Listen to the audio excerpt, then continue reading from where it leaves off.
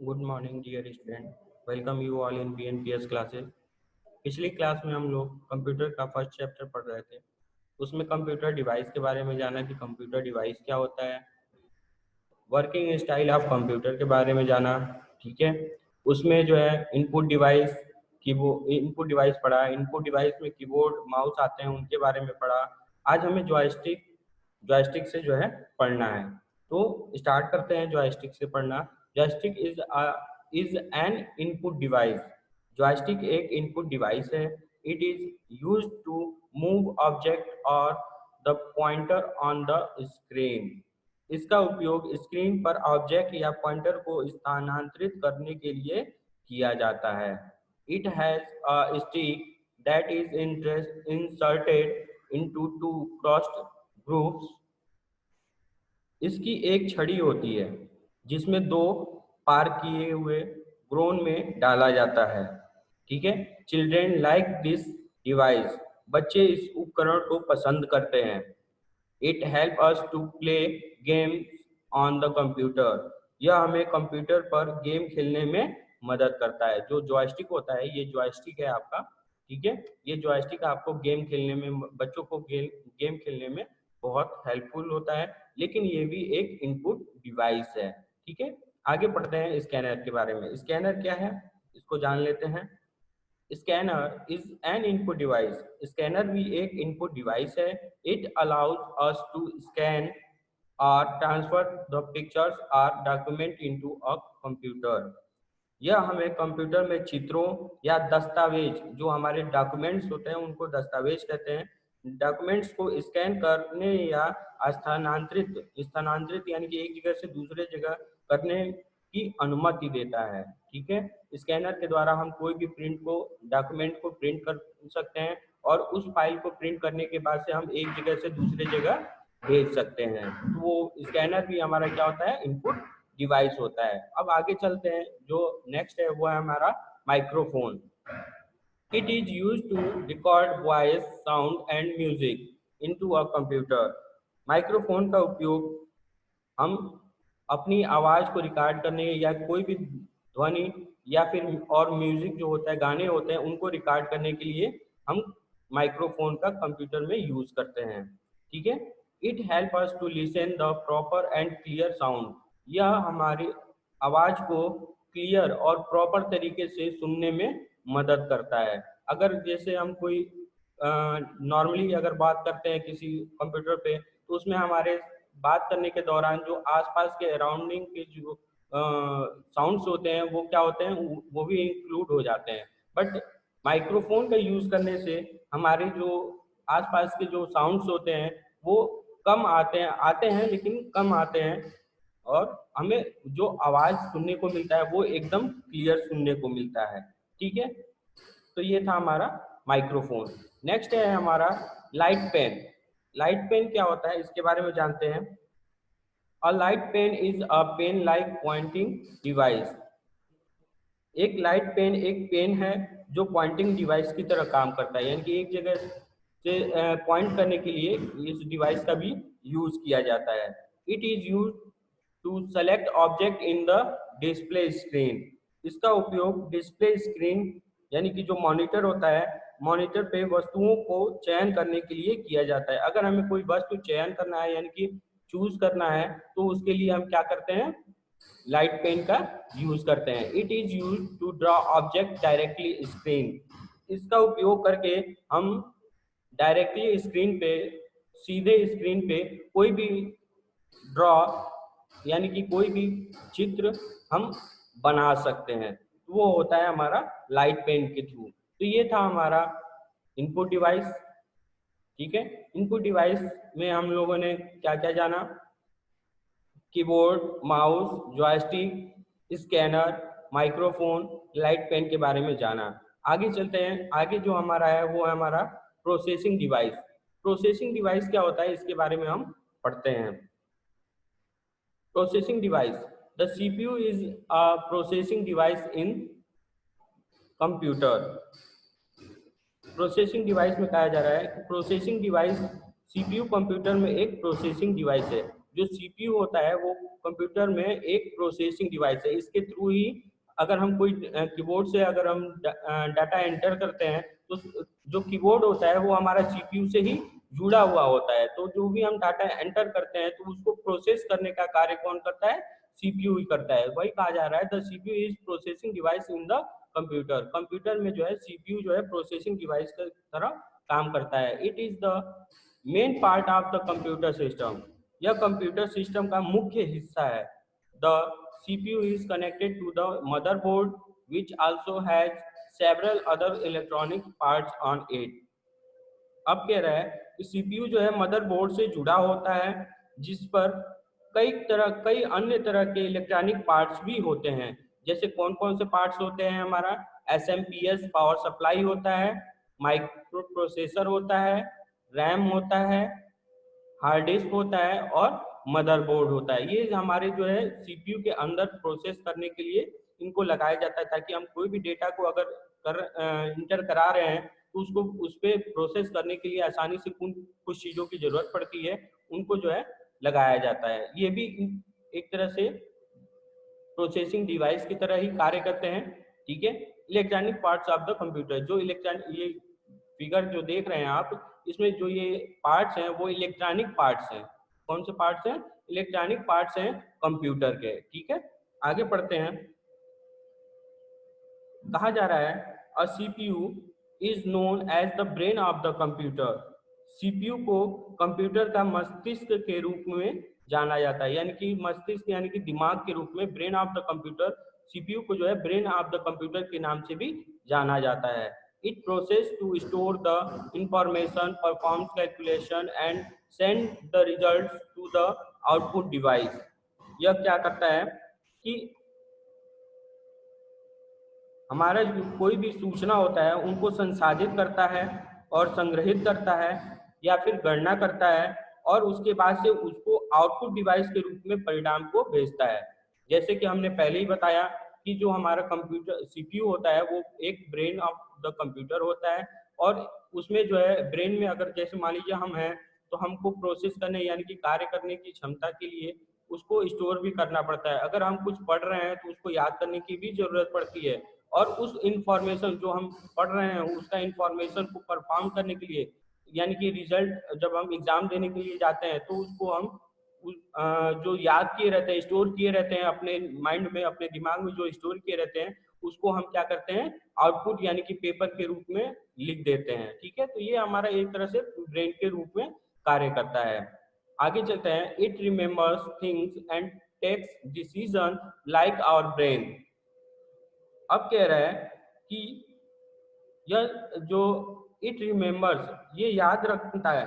ये याद रखिए जैसे कि हम अपने डिसीजन, हमारा जो दिमाग होता है जैसे कि हमारा दिमाग होता है निर्णय लेता है, जैसे निर्णय लेता है वैसे ही सीपीयू भी अपने तरह से ही अपने दिमाग से ही निर्णय लेता है। It controls all the function of the computer. जो कंप्यूटर में जितने भी तरह के कार्य हो रहे होते हैं उनको कंट्रोल कौन करता है? सीपीयू के द्वारा ही उसको कंट्रोल किया जाता है।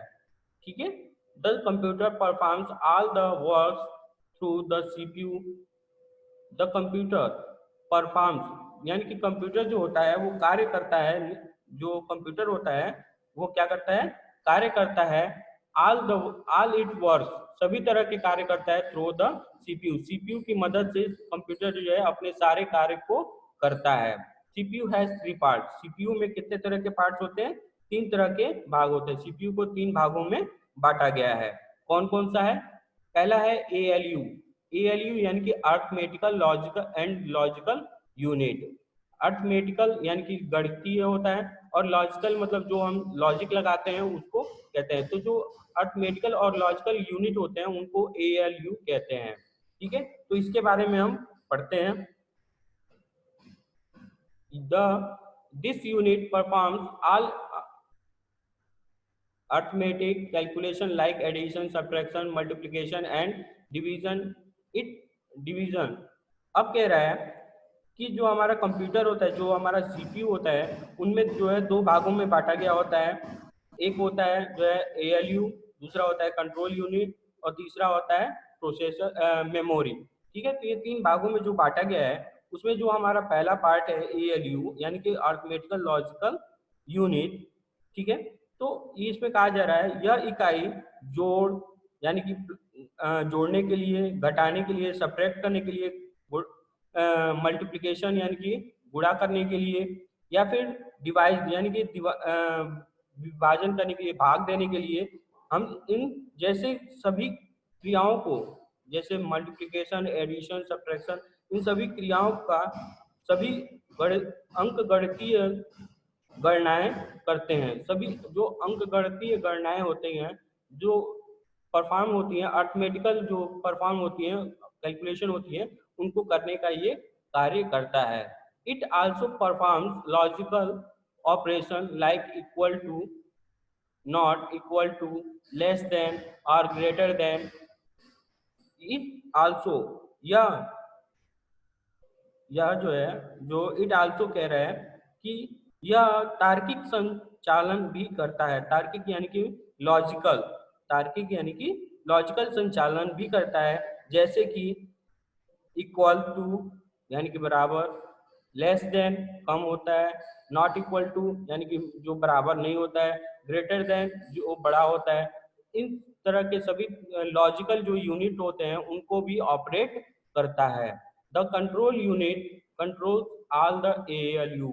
जो कंट्रोल यूनिट होता है, जो सीपीयू में कंट्रोल यूनिट होता है, वो सभी गणितीय गणनाओं को करने के लिए अपने में कंट्रोल किया रहता है, एक तरह से बाधित किया रहता है। ठीक है, जैसे कि आपके जो पेरेंट्स होते हैं, आपके ऊपर जो है एक कंट्रोल रखते हैं, ताकि आप कुछ लिमिटेड फंक्शन ही पे ही कार्य करें, अदर फंक्शन पे कार्य नहीं कर सकते हैं। तो जो वो सीख देते हैं, जो वो हमें बताते हैं, वही हमारा क्या होता है, एएलयू होता है। और उसको हमको करने के लिए एक कंट्रोल यूनिट होता है, जो हमारे डिवाइस को कंट्रोल करता है कि हाँ आपको ये गणना करनी है या फिर आपको ये डिवाइड करनी है।